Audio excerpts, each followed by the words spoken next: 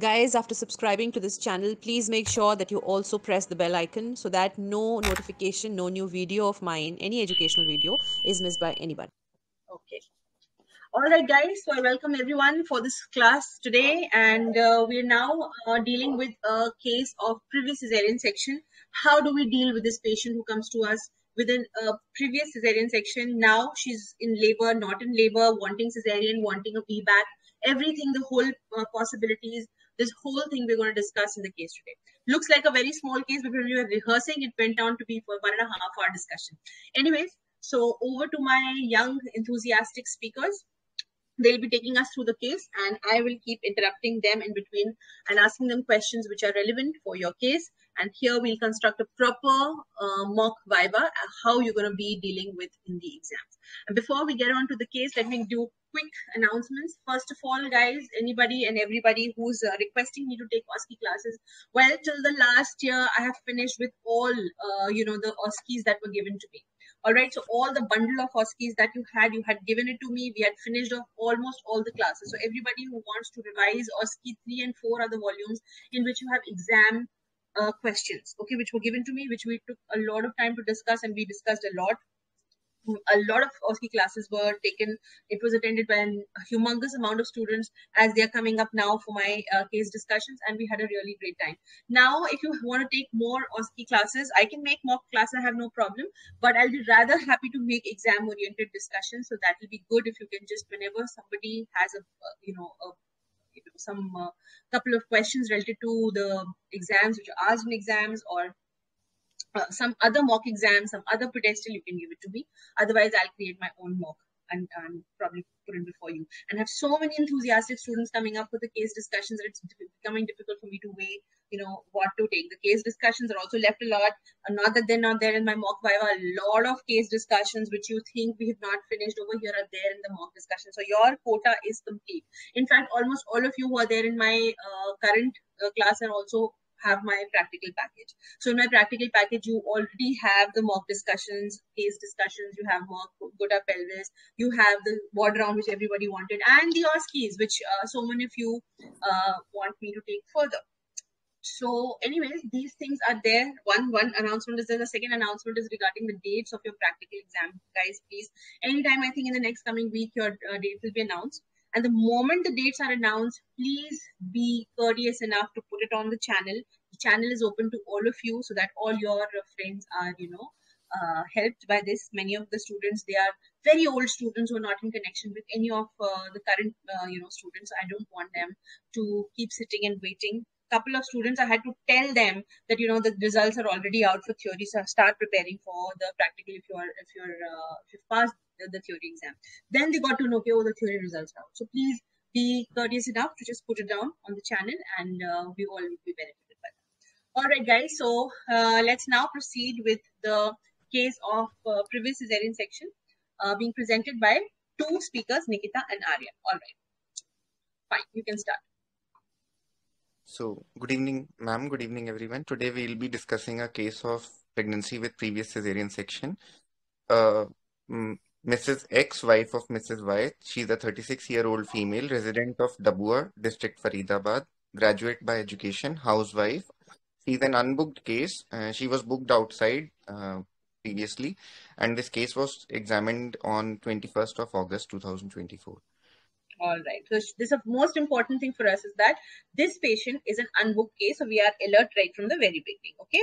Whatever the other things are, the other thing which is important for me is her age. She's falling in a little, that category of an elderly female.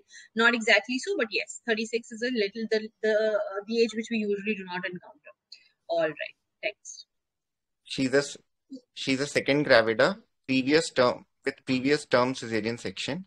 Her first day of last menstrual period was 15th of November 2023 with previous regular 28 days cycles, and her expected date of delivery would be 22nd of August 2024, and her period of gestation would be 40 weeks, 40 completed weeks. All right. So, Aryan, over here for me, very important, couple of things are very important for me over here, right? I wanted to know, obviously, that her menstrual periods are regular over here and we have correctly calculated her date. Tell me the importance of this aspect. So, ma'am, we would not want to deliver this patient by any chance preterm uh, Yes, very good. Absolutely.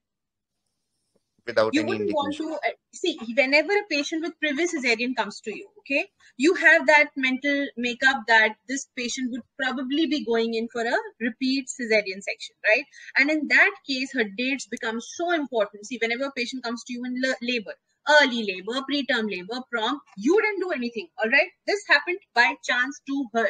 Okay, so this is not iatrogenic. Iatrogenic mistakes, we have to curtail it to a bare minimum or in fact zero.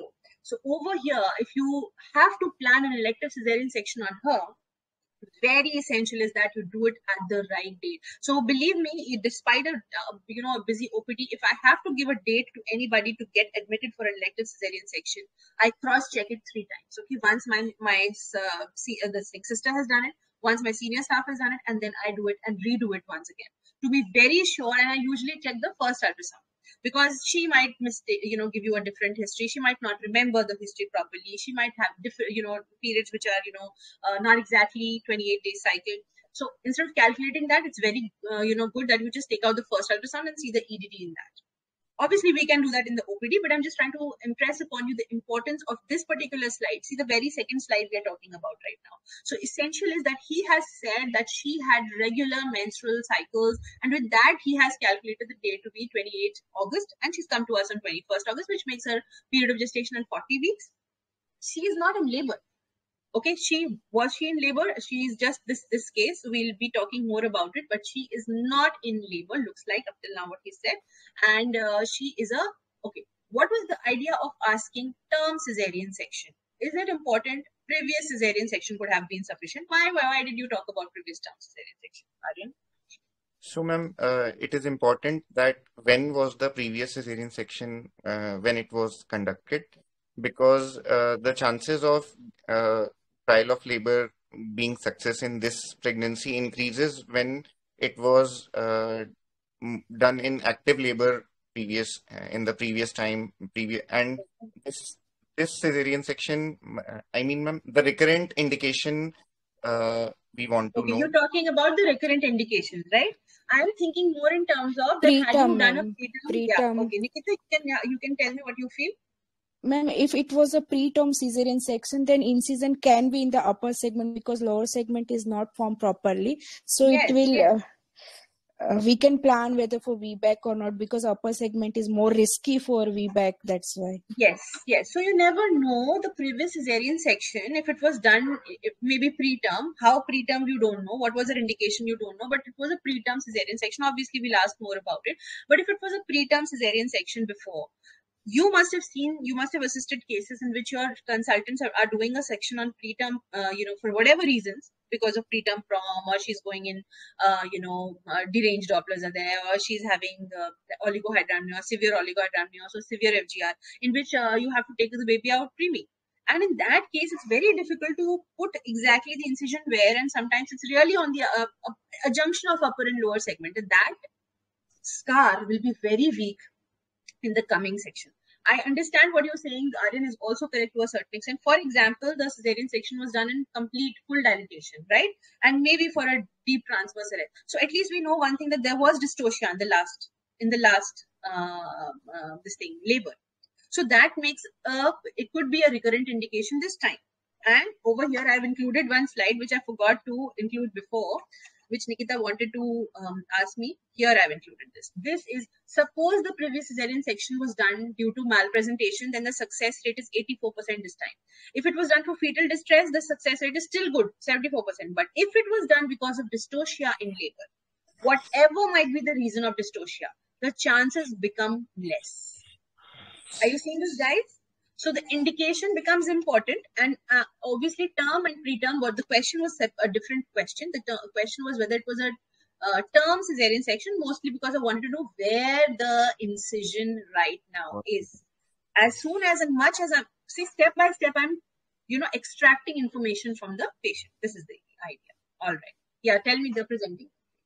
So, ma'am, she presented to our ANC OPD keen for trial of vaginal delivery, ma'am.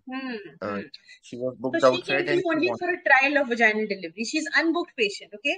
So Yes, ma'am. this patient is actually shopping to different places where she can be given a trial of vaginal delivery. It happens. You are previous cesarean section. You went to your normal hospital where she was showing to some hospital, correct, Aryan? She was showing Yes, somewhere ma'am. and she Yes, was ma'am. doing her Local. complete antenatal checkup there only in that hospital. Yes, And ma'am. she obviously she's waiting till 40 weeks because she wants a trial of normal delivery, right? Yes, Otherwise, she would have already been told by now for a elective cesarean section. yes, ma'am. Okay, so tell me the gestational age at which you give this thing when you ask the patient to get admitted for a elective cesarean section. Ma'am, after 39 completed weeks, ma'am. Yes, at least 39 weeks, but you will say that you can come in for a elective cesarean section. Great, Shreya. You can keep answering. Guys, you can keep answering. I have no problem. I keep an eye on the chat as well. And I like it when you are, answering. It's just a feel of a class. Okay, so she is, whenever you ask a patient to get electively admitted for a cesarean section, you ask her to come at 39 weeks. All right. And if you do have to give her a trial of vaginal delivery, then what weeks what weeks do you wait, or do you induce her, or do you Ma'am, we can wait leave till her for 41. spontaneous? 40? 41 weeks, till 41 weeks we can wait, ma'am. Yes, you do We not will wait wait more than for 41, spontaneous. and you want to let her go on spontaneous labor because that increases the chance of the VBAC, the vaginal birth after cesarean section. That increases the chances of a vaginal. So these are 2-3 important snippets which I wanted. So this patient of ours, she's booked somewhere else. She's been told for an elective cesarean section, so she's waiting, and she's come to us that maybe these people will give me a trial of vaginal delivery. Otherwise, there's nothing wrong in her, is it, Aryan? Yes, ma'am. No, ma'am. She's absolutely fine. By the presenting complaints, she's not in labor, right? This is what you want to Yes, say. ma'am. Yes. She's just come to you for asking whether you will give a trial or not, as much as I can understand. Okay. Yes. So in that case, we don't have anything much to talk about. Just give me 2 minutes, guys. Hello. हाँ बोलिए.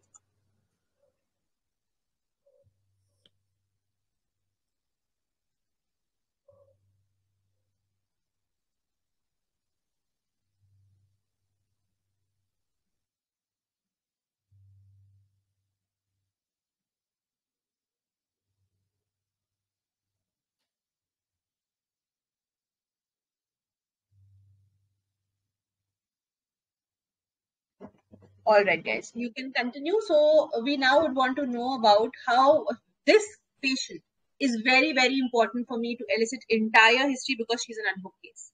So I would want to know everything about her because she was not my patient. I would have been very sure that everything has been going fine with her. Only then would I think about a trial.